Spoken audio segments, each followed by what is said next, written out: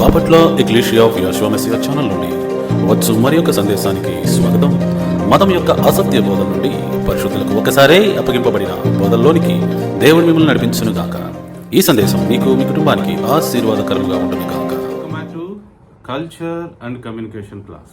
క్రైస్తవులు అని పిలువబడేవారు, క్రైస్తవ బోధకులని పిలువబడేవారు, క్రైస్తవ సంఘ కాపురులని పిలువబడేవారు, క్రైస్తవ విశ్వాసులని పిలువబడేవారు నిజముగా క్రీస్తుని వెంబడించుచున్నారా అనే ప్రశ్నని చాలా డీటెయిల్గా చూద్దాం. క్రైస్తవులు లేకపోతే యేసుక్రీస్తుని దేవునిగా ఆరాధిస్తున్న వారు, మరి క్రైస్తవ సంఘాలు అనేవారు, క్రైస్తవ బోధకులు అనేవారు నిజముగా యేసుక్రీస్తుని వెంబడిస్తున్నారా? బైబిల్ ఏం చెప్తుంది? యేసుక్రీస్తు యొక్క అడుగు జాడలలో నడుచుకోవటానికి ఆయన మనకు మాదిరి ఉంచిపోయాడు. కానీ ఈ రోజున గమనిస్తే యేసుక్రీస్తుని వెంబడించినట్లు ఏం కనపడలేదు. యేసుక్రీస్తుని వెంబడించాలి అంటే యేసుక్రీస్తుని ఫాలో అవ్వాలి, యేసుక్రీస్తుకు లోబడాలి, యేసుక్రీస్తు మాదిరిగా జీవించాలి. అది కదా యేసుక్రీస్తుని విశ్వసించిన వారి యొక్క లక్ష్యం అవ్వాలి. కానీ ఈ రోజున బోధకులు, భక్తులు లేదా విశ్వాసులు, సంఘము, సంఘ సభ్యులు యేసుక్రీస్తుని ఏం ఫాలో అవుతున్నట్టు కనపట్లేదు. చూద్దామండి. ఇప్పుడు యేసు ప్రభువారు ఏ పండుగలు పాటించారు? ఎందుకంటే మనం కూడా ఆ పండుగలు పాటించాలి. యేసు ప్రభువారు ఏ పండుగలు పాటించారు? ఎందుకంటే ఆయనకు లోపడాలి మనం, ఆయన చెప్పింది చేయాలి. ఆయన ఏ విధంగా అయితే జీవించి చూపించాడో మనకి అలాగా మనం జీవించాలి. మరి ఆయన పెట్టిన సాంప్రదాయాలు, ఆయన పెట్టిన పండుగలు మనం పాటించాలి. ఆయన కమాండ్ చేసింది మనం పాటించాలి. యేసుక్రీస్తు ప్రభువు అందరికీ ప్రభువు. ఈ విషయాన్ని గమనించుకోవాలి అందరూ.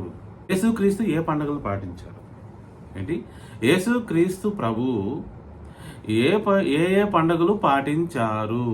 ఈ క్రైస్తవులు, క్రైస్తవ సంఘాలు అనబడే వారు పాటిస్తున్న పండుగలకి యేసు ప్రభువారి దగ్గర నుంచి ఏదన్నా డైరెక్ట్ కమాండ్మెంట్ ఉందా? లేకపోతే ఆయన పాటించి చూపించాడా? ఏమీ లేదు. క్రైస్తవులు పాటించుచున్న అన్ని పండుగలు యేసు ప్రభువారు పాటించలేదు, మరి మీరెందుకు పాటిస్తున్నారు? యేసు ప్రభువారు శిష్యులు పాటించలేదు, మరి మీరెందుకు ఫాలో అవుతున్నారు? అంటే మీరు నిజముగా యేసుక్రీస్తుని వెంబడించుచున్నారా? నిజముగా యేసుక్రీస్తుని ఫాలో అవుతున్నారా? నిజంగా యేసు ప్రభువారు మీ సంఘానికి శిరస్సేనా? అనుమానం కలుగుతుంది. మరి ఆయన మీ సంఘానికి శిరస్సా? ఆయన చెప్పింది చేస్తున్నారా? ఆయన్ని వెంబడిస్తున్నారా? ఆయన ఎలా అయితే నడుచుకున్నారో మీరు అలా నడుచుకుంటున్నారా? ఈ రోజున అదే పెద్ద ప్రశ్న. ఈ యేసుక్రీస్తు సంఘాలని పిలువబడుతున్నారు ఈ రోజున ప్రపంచవ్యాప్తంగా అందరూ కూడా యేసుక్రీస్తుని ఫాలో అవట్లేదని నేను అంటున్నాను. ప్రపంచవ్యాప్తంగా ఉన్న రోమన్ క్యాథలిక్ చర్చిలు, ఆర్థోడాక్స్ చర్చిలు, ప్రొటెస్టెంట్ చర్చిలు యేసుక్రీస్తుని వెంబడించట్లేదండి. వెంబడిస్తే ఏం చేస్తారు? ఆయన ఫాలో అయిన పండుగల్ని, ఆయన ఫాలో అయిన సాంప్రదాయాల్ని, ఆయన ఏమేమైతే బోధించాడో మనల్ని చెయ్యమని అది చేస్తారు. సెలెక్టివ్గా ఏముండరు, అంటే కొన్ని చేస్తాం కొన్ని చెయ్యం, అట్లా ఏముండరు కదా. యేసు ప్రభు వారు చెప్పినవి మనందరం చెయ్యాలి. ఇంకా ఉపయోగం ఏముంది? క్రిస్టియన్ అంటే the person who follow Christ. క్రైస్తవుడు అంటే క్రీస్తుని ఫాలో అయ్యేవాడు, వెంబడించువాడు, అనుచరుడు. మరి నువ్వు అనుచరుడువేనా? ఓ బోధకుడా, నిన్ను అడుగుతున్నా, నువ్వు బోధించే సువార్త యేసుప్రభు వారు చెప్పారా? ఎంత పచ్చి అబద్ధాలు చెప్తున్నారు. నువ్వు చెప్పే శుభవార్త యేసుప్రభు వారు ఎక్కడ చెప్పాడో ఒక్కసారి బైబిల్లో చూడు, చదువు. ఆయన చెప్పని శుభవార్త నువ్వు చెప్తే నువ్వు ఆయన వెంబడించినట్లు కాదు, నువ్వు రాంగ్ డైరెక్షన్లో ఉన్నావు భక్తుడా, బోధకుడా. పైగా నీ సంఘ సభ్యులను తప్పుదోవ పట్టిస్తున్నావు. ఆయన చెప్పిన శుభవార్త ఏంటి? ఊరూరా, గ్రామం తిరిగింది. నువ్వు చెప్పే శుభవార్త ఏంటి?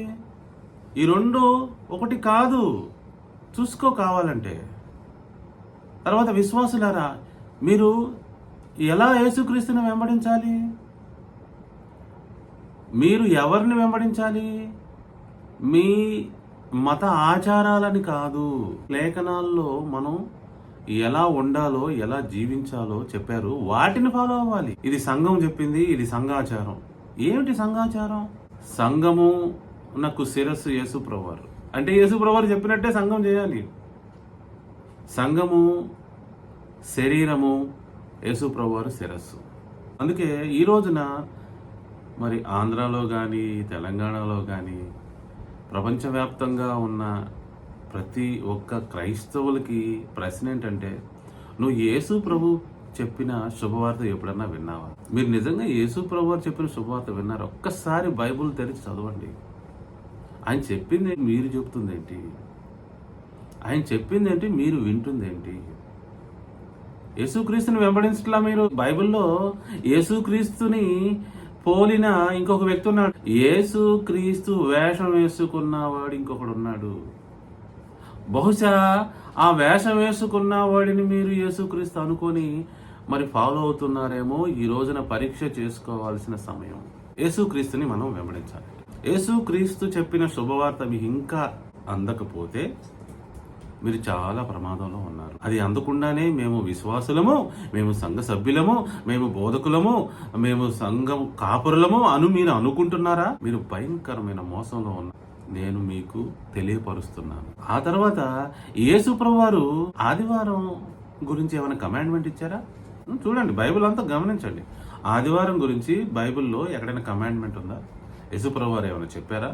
వాక్యంలో ఎక్కడైనా ఈ రోజున మీరు సంఘంగా కూడండి, అక్కడ దేవుని వాక్యము ప్రకటించండి, విశ్వాస లేని వారు ఆ రోజునే చందాలు పట్టండి అని ఎక్కడైనా చెప్పబడిందా? ఎక్కడ లేదండి. బైబుల్ చదవండి. అందుకే అంటుంది మనందరము బైబుల్ని బెరయా ప్రజల వల్లే చదవాలి. బెరయా ప్రజలు ఏంటి? ఎవరెవరో బోధకులు వచ్చి ఏదేదో చెప్తుంటే, ఆగండి, అక్కడ మీరు చెప్పింది బైబిల్లో ఉందో లేదో నేను చూసుకుంటాం అని చూసుకొని జాగ్రత్తగా పరిశీలించి, ఓకే మీరు చెప్పింది బైబిల్లో ఉంది అన్నారు బెరయా ప్రజలు. మీరు కూడా అలా ఉండాలి. లేకపోతే ఓ విశ్వాసులారా, మీరు యేసును వెంబడించరు, యేసు వేషం వేసుకున్న వ్యక్తిని వెంబడిస్తారు. జాగ్రత్త. There is a danger. ఒక ప్రమాదం ఉన్నది ఇక్కడ, మోసపోయే ప్రమాదం ఉన్నది ఇక్కడ. సువార్త అందలేదు. రెండోది ఏం చెప్తున్నాను? ఆదివారం ఆరాధన, సండే స్కూల్ ఎప్పుడు స్టార్ట్ అయినాయి? సండే అంటే సూర్యుని దినము అని, అంటే సూర్య భగవానుడిని ఆరాధించు దినము. It's a son worship day. అర్థమవుతుందా ఎంతమందికి? అసలు బైబిల్లో దాని గురించి కమాండ్మెంటే లేదు. బైబిల్లో ఒకే ఒక రోజు కమాండ్మెంట్ ఉంది, దాన్ని విశ్రాంతి దినమన్నారు. Sabbath day, Shabbat day. అర్థమవుతుందా? సో బైబిల్లో ఏ పండుగలైనా కూడా విశ్రాంతి దినాలనే అంటారు. ఎందుకని? అన్ని విశ్రాంతి దినాలని ప్రభువారు సెలవిచ్చారు కాబట్టి, బైబిల్ చెప్తుంది కాబట్టి, కమాండ్ ఉంది కాబట్టి చెప్తున్నాను నేను. ప్రభువారు దాన్ని మరి ఆశీర్వదించాడు, ప్రత్యేకపరిచాడు. చూసారా? అలా ఆదివారానికి కానీ మరే రోజుకి కానీ ప్రభువారు చెయ్యలేదు. క్రైస్తవ సంఘాలు, క్రైస్తవ బోధకులు, క్రైస్తవ విశ్వాసులు అందరూ ప్రమాదంలో ఉన్నారు. ఈ విషయంలో మీరందరూ మీకు మీరే పరిశీలించుకోవాలి. Next Christmas. క్రిస్మస్ అనేది యేసు ప్రభువారి పుట్టినరోజు పండుగ. క్రైస్ట్ ప్లస్ మాస్, క్రీస్తుని ఆరాధించడం, బాలయేసుని ఆరాధించడం ఎవరు స్టార్ట్ చేశారు? అందరికీ తెలుసు, రోమన్ క్యాథలిక్ స్టార్ట్ చేశారు. మరి బైబిల్లో ఉందా అంటే లేదు. ఎందుకని? యేసు ప్రభువారి కమాండ్మెంట్ ఇవ్వలేదు, ఈ పండుగ చేయండి, పలానా రోజున చేయండి, పలానా విధానంలో చేయండి అని చెప్పలేదు ఆయన. మీరు క్రీస్తుని వెంబడించాలా లేకపోతే మీ ఇష్టానుసారంగా చేస్తారా? ఆ తర్వాత వచ్చిన శిష్యులన్నా చేశారా? సరే, యేసు ప్రభువారు తన పుట్టినరోజు చేసుకోవడం మర్చిపోయారు, శిష్యులన్నా చేశారా? లేదే. ఈ క్రిస్మస్కి సంబంధించి ఎటువంటి కమాండ్మెంట్ బైబిల్లో కనపడదు. బైబిల్ని ఎలా చూడాలంటే ఒక ధర్మశాస్త్రం కింద చూడాలని పౌలు గారు అంటున్నారు. ఇది మనకి ధర్మశాస్త్రం అంటే ఏంటి? ఇందులో ఉన్నాయి, మనం తూచా తప్పకుండా పాటించాలి. చెప్పంది చేయకూడదు, ఇంకేం కలపకూడదు, దానికి ఏమీ కలపకూడదు, ఏమీ తీసివేయకూడదు. ఎందుకంటే భయంకరమైన శాపాలు అలా చేసిన వారికి వస్తాయి. సో క్రిస్మస్ లేదు. మీరు ఏం క్రైస్తవులు నాకు అర్థం కావట్లేదు. యేసు ప్రభువారి చెప్పని, పాటించని, ఆయన శిష్యులు పాటించని పండుగని ఇంత పెద్ద ఎత్తున ప్రపంచవ్యాప్తంగా చేస్తున్నారంటే ఆ చేసేవాళ్ళు ఏం ఆలోచిస్తున్నారు? యేసును వెంబడిస్తున్నారా వాళ్ళు? వాళ్ళు యేసును వెంబడించట్లా, వాళ్ళు వారే వెంబడిస్తున్నారు. నెక్స్ట్ ఏంటి? న్యూ ఇయర్ పండుగ. న్యూ ఇయర్ యేసుక్రీస్తుకి సంబంధం ఏంటి? అది రోమన్ క్యాలెండర్ యొక్క న్యూ ఇయర్. న్యూ ఇయర్ పండుగ చేస్తారు. ఎవరు చెప్పారు? బైబిల్లో ఎక్కడైనా కమాండ్మెంట్ ఉందా? బైబిల్లో హీబ్రూ క్యాలెండర్లో ఉన్న న్యూ ఇయరే పండగలా చేయమని చెప్పబడలేదు ఎక్కడ. మీరెవరు, నేనెవరు చేయటానికి? దాన్ని ఏదో బైబిల్లో చెప్పినట్టుగా ఈ క్రైస్తవ మత విశ్వాసులందరూ న్యూ ఇయర్ పండుగను చేస్తారు. అదొకటి దేవుని వాక్యంలో లేదు. ఇంకొకటి లెంట్, భస్మ బుధవారం అనేది ఈ మధ్య కాలంలో వినపడుతున్న పేరు. అది అంతకుముందు ఆ వర్డే తెలియదు సాధారణ క్రైస్తవులకి. లెంట్ దినాలని 40 days ఉపవాసం అయినా కరెక్ట్గా ఉంటారా అంటే ఉండరులేండి. 40 దినాలు ఉపవాసం ఉంటామంటే కుదరదు. మరి ఎందుకు ఉపవాస దినాలని పెడతారో నాకు తెలియదు. అయినా ఇది బైబిల్లో ఎక్కడ కమాండ్మెంట్ ఇచ్చారు? ప్రభువారు చేశారా? శిష్యులకు చెప్పాడా? దేవుని వాక్యంలో ఏమైనా కమాండ్మెంట్ ఉందా? ఎందుకు చేస్తారు మీరు? యేసు ప్రభువుని వెంబడించాలా, మీకు మీరే వెంబడిస్తారా? మీలో యేసు ప్రభువును వెంబడించాలన్న ఆశ, కోరిక, ఆ యొక్క మంచి విధేయత మనసు కలగనప్పుడు మీరు అవిశ్వాసులు అవుతారు. ఎంతమందికి అర్థమవుతుంది? లెంట్ గురించి ఎవరెవరు ఎన్నెన్నో కథనాలు చెప్తారు. ముఖ్యంగా ఈ రోమన్ క్యాథలిక్స్ చెప్తారు. ఇవన్నీ నమ్మవద్దు. యేసుప్రభువారు డిసెంబర్ 25న పుట్టాడని ఏదేదో ప్రూఫ్లు ఇవ్వడానికి ట్రై చేస్తాడు. ఏమండి, ఎప్పుడు పుట్టారో మనకి ఎందుకండి? యేసుప్రభువారు ఆజ్ఞ లేకపోతే ఆయన ఎప్పుడు పుట్టారో నీకెందుకు? నువ్వు ఆయన చెప్పింది చేయటమే చేయాలి ముందు. అర్థమవుతుందా? ఇది సంఘ విశ్వాసులకు అర్థం కావాలి, బోధకులకు అర్థం కావాలి. లేకపోతే వాళ్ళు యేసుని కాదు వెంబడించుచున్నది. పరిశీలన చేసుకోండి. యేసుప్రభువారు తిరిగి రానే ఉన్నాడు. మీ యొక్క రక్షణ డేంజర్లో పడుతుంది, ప్రమాదంలో పడుతుంది. అర్థమవుతుందా? ఇంత గొప్ప రక్షణ మనం నిర్లక్ష్యం చేస్తే ఎలా తప్పించుకుంటామో ఆలోచించండి. ఈ మరణాన్ని, ఈ యొక్క శాపాన్ని. Next good Friday and Easter. ఏంటండి ఈ మంచి శుక్రవారం? ఈ శుక్రవారం మంచిదట్టయింది. దేవుని వాక్యంలో ఏ కమాండ్మెంట్ లేదు. మీరు ఎలా ఫాలో అవుతారు? నాకు అర్థం కాదు. కమాండ్మెంట్ ఇచ్చారా? శిష్యులు ఫాలో అయ్యారా? బుద్ధి అనేది ఉందా అసలు మనకి? ఎందుకు ఫాలో అవుతారు? సొంతగా ఎలా పెడతారు? యేసు ప్రభువారు మరణించింది ఏ రోజున అని ప్రశ్న వేస్తే క్రైస్తవులైతే గుడ్ ఫ్రైడే రోజు అంటారు. అని ఎక్కడ రాయబడిందో ఒక్క రెఫరెన్స్ చూపియమ్మా అంటే చూపించలేరు. ఎందుకని? బైబిల్లో లేదు కాబట్టి. సరే, దీన్ని పండగలాగా ఆచరించండి సంవత్సరం అని ఎక్కడైనా దేవుడు కమాండ్ ఇచ్చాడా అంటే లేదు. శిష్యులు ఏమైనా పాటించారంటే లేదు. మరి మీరెందుకు ఫాలో అవుతారు? అదే కదా ప్రమాదంలో ఉన్న విశ్వాసులు. అందుకే ఈ క్లాసు. మీరు మీ సొంత చిత్తముల చేత, మోసపోయిన భక్తుల చేత నడిపించబడుతుంటే మీ రక్షణ ప్రమాదంలో ఉన్నదని మాత్రం నేను చెప్పగలనండి. అంతవరకు అయితే నేను చెప్తాను. యేసుప్రభువారు ఎప్పుడు మరణించారో క్లుప్తంగా చెప్తాను. యేసుప్రభువారు ఎప్పుడు మరణించారు? పస్కా దినమున మరణించారు. పస్కా రోజున మరణించారు. హీబ్రూ క్యాలెండర్ ప్రకారం మొదటి నెల 14వ రోజున వస్తుంది. సింపుల్. ఇప్పుడు మనం ప్రతి సంవత్సరం హీబ్రూ క్యాలెండర్ ఎప్పుడు బిగిన్ అవుతుంది, మొదటి నెల 14వ రోజు ఏంటి అని తెలుసుకోవడం పెద్ద విషయమేం కాదు. ఈజీ తెలుసుకోవచ్చు. ఆయన ఎప్పుడు తిరిగి లేచాడు, ఆయన చనిపోయిన దగ్గర నుంచి 3 రోజులు లెక్క పెడితే అదే వచ్చేస్తుంది.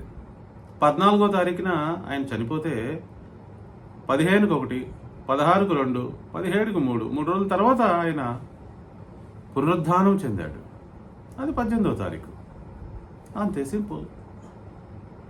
బైబిల్లో చాలా స్పష్టంగా ఏం తెలుపబడిందంటే యేసు ప్రభువారు పస్కా పండుగ రోజున మరణించారు. ఆ రాత్రి ఆయన పస్కా భోజనాన్ని శిష్యులతో తిన్నాడు.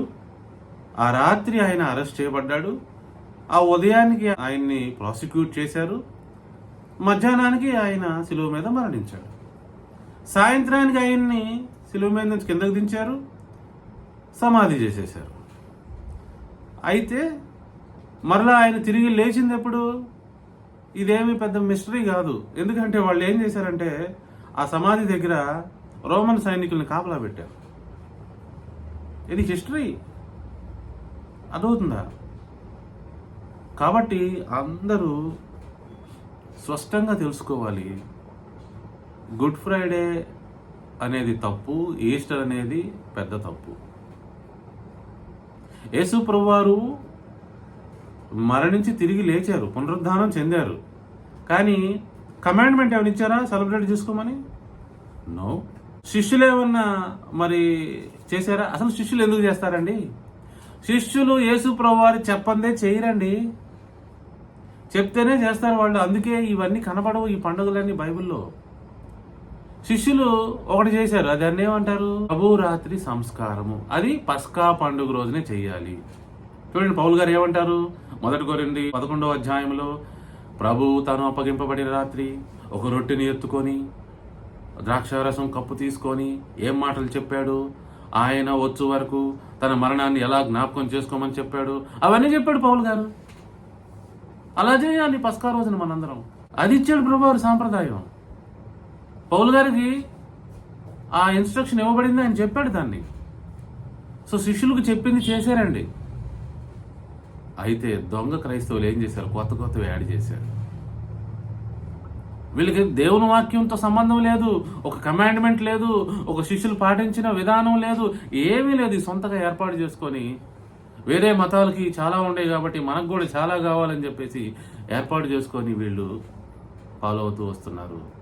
ప్రభువారు మెచ్చరు మీ విశ్వాసము, రాంగు, మీ యొక్క రక్షణ డేంజర్లో ఉన్నది. జాగ్రత్తగా గమనించాల్సిందిగా మనం చేస్తున్నాం. ఈస్టర్ అనేది, గుడ్ ఫ్రైడే అనేది రోమన్ క్యాథలిక్ చర్చ్ వాళ్ళ పురాతన మతమునకు రిలేటెడ్గా ఏర్పాటు చేసిన ఫెస్టివల్స్. ఈవెన్ క్రిస్మస్ కూడా. వాళ్ళు ఏమన్నారంటే వాళ్ళు జాగ్రత్త చెప్పండి, మేమే మార్చామని చెప్తారు వాళ్ళు ముఖ్యంగా వాళ్ళ యొక్క అభిప్రాయం ఏంటంటే ఈ పండుగల విషయంలో మేము యూదులను దూరం పెట్టాలనుకున్నాం. యూదులు వాళ్ళ ఆచారాలు వాళ్ళ పండుగలకి మేము దూరం అవుదాం అనుకున్నాం. అందుకే మేము పూర్తిగా వదిలేసి వాటన్నిటిని మేము కొత్తవి పెట్టుకున్నామని వాళ్ళు స్పష్టంగా చెప్పారు. కానీ అది దేవుని వాక్యానుసారం కాదు. యేసు ప్రభువారు ఏ పండుగలు పాటించారు? జాగ్రత్త గమనించండి. ఆయన పస్కా పాటించాడు, చూశారుగా, పస్కా సంస్కారం చేశాడు. ఆయన ప్రతి పండగకి దేవాలయానికి వచ్చాడు. ఆయన పులిన రొట్టెల పండుగ పాటించాడు. ఆయన పెంతుకోస్తు పండుగ పాటించాడు. ఆయన గుడారాల పండుగ పాటించారు. దాన్ని ఏమంటారు? పర్ణశాలల పండుగ అంటారు ఇంగ్లీష్లో, ద ఫీస్ట్ ఆఫ్ టాబర్నికల్స్. అవి పాటించారు ఆయన. బైబిల్లో చదవండి, మొదటి 4 పుస్తకాల్లో ఆ సువార్తలో క్లియర్గా రాయబడి ఉన్నాయి ప్రభువారు ఏ పండుగలు పాటించారు. ఈ రోజున ఇంత పెద్ద ఎత్తున ప్రపంచవ్యాప్తంగా క్రిస్టియానిటీ అనే మతం ఇలాంటి పండుగలు ఎందుకు చేస్తున్నది? బైబిల్ ఆధారం లేకుండా, యేసుక్రీస్తుని వెంబడించకుండా, యేసుక్రీస్తు శిష్యులు పాటించకుండా సొంతగా ఎందుకు చేస్తున్నారు ఇట్లా? వాళ్ళ రక్షణ డేంజర్లో ఉంది. ఈ రోజున మరి మీటింగులు పెట్టి పెద్ద పెద్ద సంఘాలని చెప్పేసి మాట్లాడుతున్న వారులారా, ఓ భక్తులారా, బోధకులారా, ప్రభువు ఆయనకు విధేయులైన వారికి మాత్రమే హోలీ స్పిరిట్ ఇస్తారని బైబిల్లో స్పష్టంగా రాయబడిందండి. మీరు ఇవన్నీ చేయటం వల్ల ఆయనకి విధేయులు అవుతున్నారా, అవిధేయులు అవుతున్నారా? మరి విధేయత లేని వారికి ప్రభు వారు హోలీ స్పిరిట్ ఎలా ఇస్తారు? హోలీ స్పిరిట్ రాకపోతే మీలో నీతికి లోబడే మనసు రాదు, న్యాయానికి నిజాయితీకి లోబడే మనసు రాదు, పరిశుద్ధత మీకు కలగదు. ఇక అలా ఏదో నామమాత్రపు క్రైస్తవ్యంలో, నామమాత్రపు భక్తిలో అలా ముందుకెళ్తారు అంతే. వాక్యంలో స్పష్టంగా రాయబడి ఉంది అపోస్తల కార్యంలో, దేవునికి లోబడిన వారికి దేవుని ఆజ్ఞలకు లోబడిన వారికి మాత్రమే హోలీ స్పిరిట్ ఇవ్వబడుతుంది, విధేయులైన వారికి మాత్రమే. మీరెక్కడ విధేయులు అవుతున్నారు? మీ సొంత పండుగలు క్రియేట్ చేస్తున్నారు, సొంత ఆచారాలు క్రియేట్ చేస్తున్నారు. ఇంకా ఏం చెప్పాడు యేసుప్రభువు వారు? మీరు యేసుక్రీస్తు నామమున బాప్తిసం పొందండి. అలాగ కాకపోతే సరే, తండ్రి కుమార పరిశుద్ధాత్మ నామంలో బాప్తిసం పొందండి. దాని మీనింగ్ వేరుగా ఉంది, అర్థం చేసుకోవచ్చు. సరే, ఏ విధంగానైనా యేసుక్రీస్తు నామమున దేవుని నామమున బాప్తిసం పొందడం అనేది ముఖ్యం. మరి అదన్నా చేస్తున్నారా? కొంతమందికి బాప్తిసాలు లేవు. కొన్ని చర్చిల్లో బాప్తిసం తీసేశారు, కొన్ని చర్చిల్లో చిలకరింపు బాప్తిసం, కొన్ని చర్చిలు ఇన్ఫెంట్ బాప్తిసం, అంటే చిన్నపిల్లలకే బాప్తిసం ఇవ్వటాలు, చనిపోయే ముందు బాప్తిసం ఇస్తారు కొంతమంది. దేవుని వాక్యములో ఆజ్ఞ లేనిదే నువ్వెందుకు చేస్తున్నావు? యేసు ప్రభువారు నీకు చెప్పనిదే నువ్వెందుకు చేస్తున్నావు? నువ్వు ఒకవేళ మోసపోయేవేమో చూసుకో. అందుకే ఈ సమాజంలో నువ్వు మతం మార్పిడి కోసం ఎగబడుతున్నామో చూసుకో. నెక్స్ట్ పాయింట్కి వెళ్దాం. ఇప్పుడు ఈ పండుగలు దేవుడు చెప్పలేదు, ఈ ఆచారాలు దేవుడు చెప్పలేదు, నువ్వు చేసేవి. దేవుడు చెప్పినవి ప్రత్యేకమైన ఆచారాలు రెండే. అదేం చెప్పాను నేను ఇప్పుడు? ఆ పస్కా రోజున ఎలా మనం చేయాలో ఆ పస్కా సంస్కారం ఒకటి, ఆ తర్వాత బాప్తిసం ఒకటి. కానీ ఈ రెండింటిని కూడా తప్పుగా చేస్తున్నారు కొంతమంది. పస్కా రోజున ఏ విధంగా అయితే యేసు ప్రభువారు రొట్టె ద్రాక్షారసం తీసుకోమని చెప్పారో దాన్ని వారం వారం చేయడం మొదలెట్టారు. మళ్ళీ అలా ఏం లేదు కదా, వారం వారం చేయమని ఎవరు చెప్పారు? వాళ్ళకి గ్రీకు భాష అవగాహన లేకపోవటం వల్ల ఇంటింటా రొట్టె విరచటం అన్న ఒక వర్డ్ని తీసుకొని ఇది మరి ఆ పస్కా సంస్కారమే ప్రతిరోజు చేశారేమో, ప్రతి వారం చేశారేమో అని చేస్తారండి కొంతమంది. అలా ఏం కాదు. ఇంటింటా రొట్టె విరచటం అంటే ఇంటింటా భోజనము చేయటం. రొట్టె విరచటం అంటే భోజనము చేయటం. అలాగే ఆదివారం గురించి ఎక్కడా లేదు. పౌలు గారు ఒకసారి ఏమన్నారంటే, నేను వచ్చినప్పుడు విశ్రాంతి దినములను కలెక్ట్ చేయకుండా మీరు ఒక పని చేయండి, విశ్రాంతి దినం తర్వాత కలెక్ట్ చేసుకుని ఒక దగ్గర పెట్టండి, నేను వచ్చినప్పుడు తీసుకుంటా అన్నాడు. విశ్రాంతి దినం తర్వాత రోజు ఏంటి? The first day of the week ని మనమేమన్నా ఆదివారం, సో ఆదివారం అనుకుంటున్నారు, ఇంకా అది ఆదివారం ఆరాధన అనుకుంటున్నారు. పౌలు గారు ఒకరోజు విశ్రాంతి దినంలో ప్రసంగించడం స్టార్ట్ చేసి నైట్ అంతా ప్రసంగించి తెల్లవారు వరకు ఆయన అట్లా చెప్పేసరికి అందరూ ఏమనుకున్నారంటే ఇది ఆదివారం ఆరాధన అనుకున్నారు.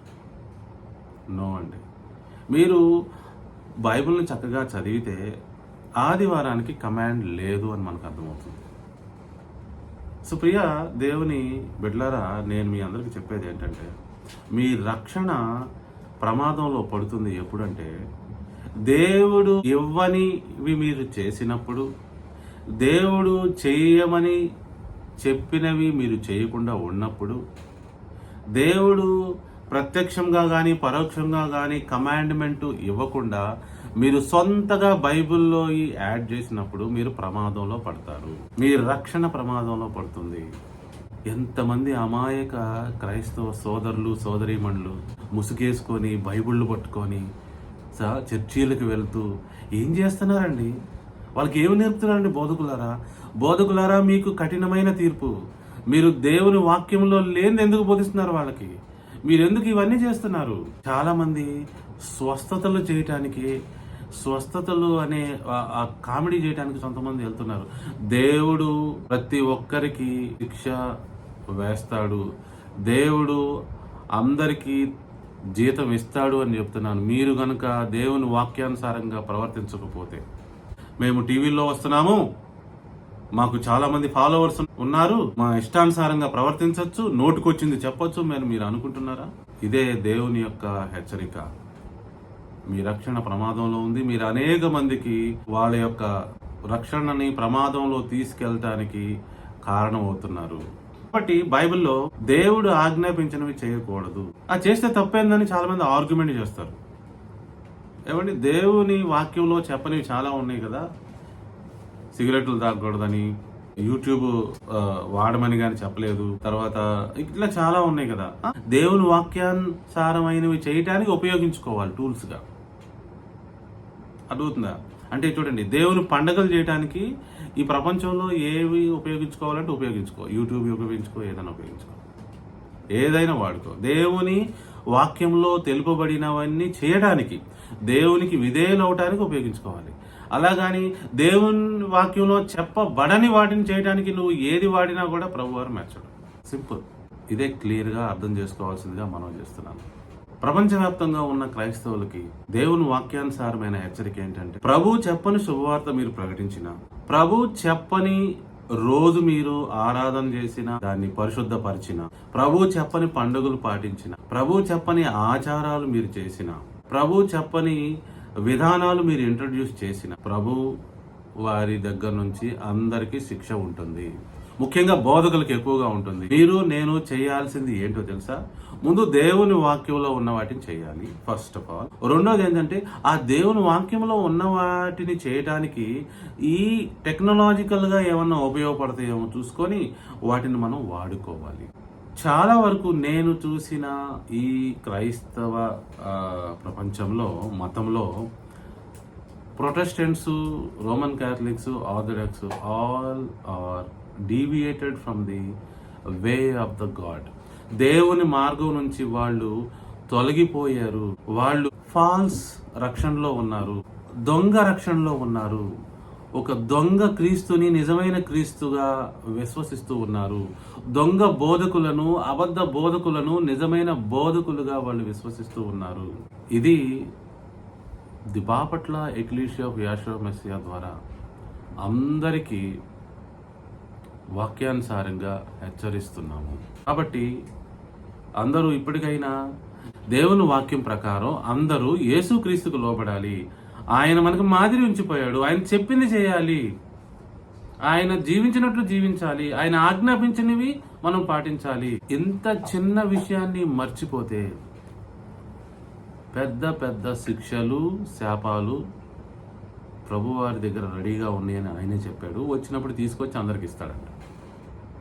ఎవరైతే ఆయన చెప్పినట్టు నడుచుకుంటున్నారో నీతిమంతులుగా, పరిశుద్ధులుగా, వారికి కూడా మంచి మంచి జీతాలు ఆయన యొద్ద ఉన్నాయి. ఆయన వచ్చినప్పుడు అవి తీసుకొచ్చి అందరికీ ఇవ్వబోతున్నాడు. మోసపోకుడి, దేవుడు వెక్కిరింపబడ్డు. దేవుడు మనకి ఎలా చెప్పాడో అలా చేసిన వారికి ఒక ఆశీర్వాదము, దేవుని వాక్యాన్ని పాటించకుండా మోసపోయిన వారికి శిక్షలు ఉండటం గమనించుకోండి. ప్రభు మనందరినీ వాక్యానుసారమైన మార్గంలో నడిపించి దీవించాలని కోరుకుంటూ ఈ యొక్క కల్చర్ అండ్ కమ్యూనికేషన్ క్లాస్ను ముగిస్తున్నాను. Thank you all for joining today. మళ్ళీ వచ్చేవారు ఇదే సమయానికి కలుసుకుందాం. అంతవరకు సెలవు.